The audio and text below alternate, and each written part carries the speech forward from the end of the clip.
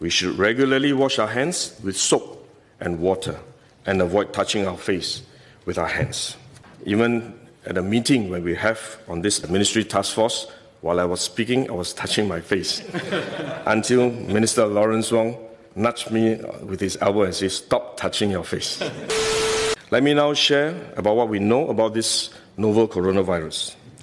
This virus comes from the family of coronavirus, which includes other viruses such as MERS and SARS, as well as the milder variants causing common cold.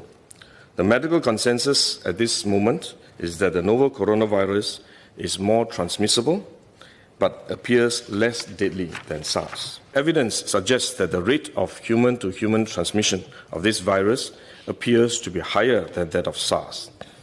For now, the evidence also suggests that transmission is mostly via droplets.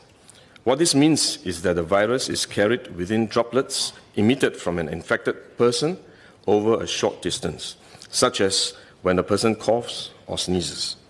If these droplets come into contact with the eyes, nose, or mouth of an individual, directly or indirectly through hands that have come into contact with these droplets, the individual may become infected.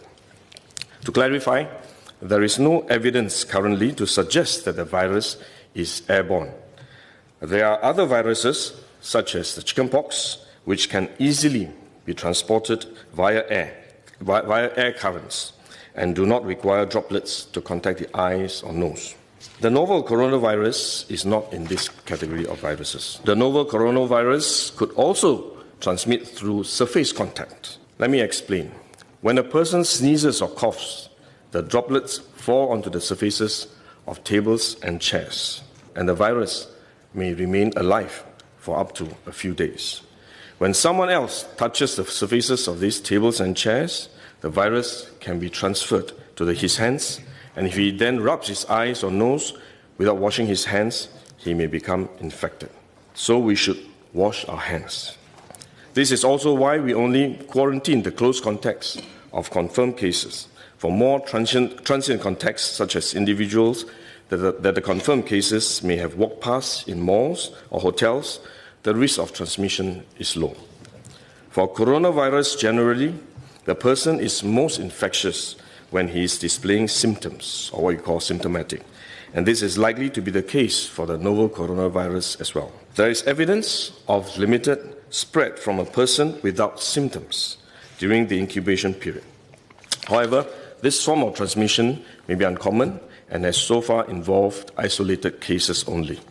At this point, the evidence still points towards higher transmissibility when the person is displaying symptoms. As such, medical professionals, both overseas and in Singapore, have advised that the most effective way that we can protect ourselves is to practice good personal hygiene. We should regularly wash our hands with soap and water and avoid touching our face with our hands. These may sound simple, but actually they're very difficult to do because all of us touch our face all the time. Even at a meeting when we have on this ministry task force, while I was speaking, I was touching my face until Minister Lawrence Wong nudged me with his elbow and said, "Stop touching your face." So it is simple but extremely difficult, but are actually very effective in preventing all kinds of infection.